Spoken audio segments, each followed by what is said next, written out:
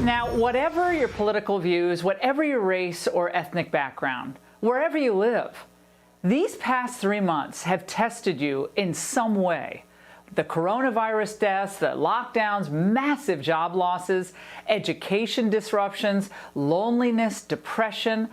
And then, just when we were turning the corner, protests, unrest, violence, the death of an unarmed black man, it all spilled out, coast to coast, after that senseless killing of George Floyd. Now, many of you wonder if it's even fixable at this point. I've been hearing from you. And given how much anger flashes on the screen every day and every night, and so many using a tragic death as permission to loot and even assault innocent business owners and law enforcement, the honest feeling of its sadness and righteous anger over Floyd's death that could be channeled into positive dialogue, it's just overshadowed by destruction and chaos. Antifa and their allies, they're on a mission. And it ain't about justice. It's not about George Floyd. They want to abolish our rights under the Constitution, and they want to rewrite our history. They want us to hate our country like they hate our country. Now today, to clear my head, what I did is I went on a bike ride. I know that sounds frivolous at a time like this, but I had to clear my head. It was one of those days. And I took my oldest son around the north side of the National Mall. But what I saw when I was there made me want to cry. I've lived here for 30 years, and the only time before today that I saw National Guard troops around our national monuments was after 9/11. But there they were, dozens of them, guarding the Lincoln Memorial, the Korean War Memorial, the Vietnam Memorial, and the World War II Memorial. Now, a few days earlier, the World War II Memorial had been vandalized with spray paint. For the extremist radicals, nothing, not even a place of honor such as this, is sacred. Well, once again, they misread the American people. These sites and what they represent, whom they honor, are sacred to us. So what did we do? Well, my son and I, we stopped and we said a short prayer, and then I proceeded to thank every member of the Guard that we came upon. And I told each and every one how much we appreciated them. It was a cross-section of America, African-American men and women serving alongside white men and women, mostly young. They were keeping watch as runners, tourists streamed by, some protesters, but it was quiet. Now, presumably, they're more worried about what happens at night tonight in Washington, and we hope for the best, when those brave spray paint militants come out to desecrate and destroy. Of course, none of them know what real sacrifice is, for if they did, they'd be doing something positive with their lives. The way forward for the rest of us, though, requires that we get back to the basics. We don't need a new normal. We just need normal. Because normal Americans want a fair and just society where the rule of law applies equally to all people, regardless of race. Normal Americans are disgusted by the killing of George Floyd. Normal Americans think the current situation is so out of control that the U.S. military needs to be called in to bring order to the streets. Check out this new Morning Consult poll showing 58% support calling in the troops to aid state and local police, including nearly half of the Democrats. Now, the same party that's been promising African Americans better lives for decades. Our first African American president was propelled into office not once but twice with a majority of white support. Yet when it comes to delivering actual results, including for African Americans, despite what you hear in the media, despite everything you heard just today in the media, Donald Trump has done better than anyone.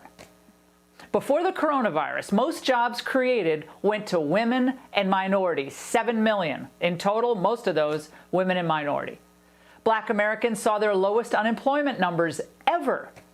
Increased home ownership, school choice, criminal justice reform, creation of opportunity zones. Those weren't hashtags or slogans.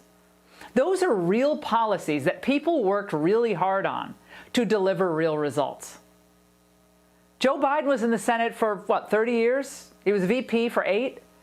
And all he can come up with now are symbolic gestures.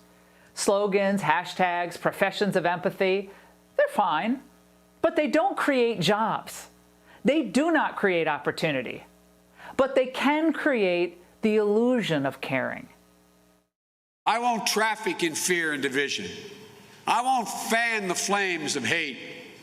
I'll seek to heal the racial wounds that have long plagued our country. This job is not about me. It's about you. It's about us. We are in the battle for the soul of this nation. He's been saying the same thing for decades, and he's done nothing. And if he and Obama knew how to deliver all that he just said, they would have delivered what he said during their 2 terms in office. Now, I understand for a lot of people, Trump may be rough around the edges. They sometimes don't like his tone or his tweets or his bravado. It might turn you off at times. But he's worked harder with better results than any politician I know I've ever met to bring prosperity to all people, and as especially wants prosperity for the African American community. Now remember, it's the working class people at the core of his America First movement. The rich elites, all those people from Wall Street and Hollywood, they voted for Hillary and they're going to vote for Biden. And by the way, those are the same people, many of them never Trumpers, by the way, who thought outsourcing jobs to China was a grand idea. And they're the same ones who sought to keep foreign workers flooding into the country, including illegal immigrants. All of them are for Joe Biden. The America First movement, it's never going to have a lot of celebrities, but it has something better. It has policies that lead to prosperity for more people. And the more prosperous you are, most of the time, the less resentful you will be and the more peace you will have. We want that for all people. And when Biden supporters say think about it, they say they want to defund or even abolish the police, ask yourself for a moment, who's that really going to help? Who will be the victims of those crimes that go unprosecuted? The working class and disadvantaged people, that's who. Because the rich people, the ones that are going to vote for Biden, they can hire their own security. But everybody else is just going to end up more vulnerable and less safe. That's how that'll roll. We've seen evidence of this, by the way, during the past week, when cops were nowhere to be found.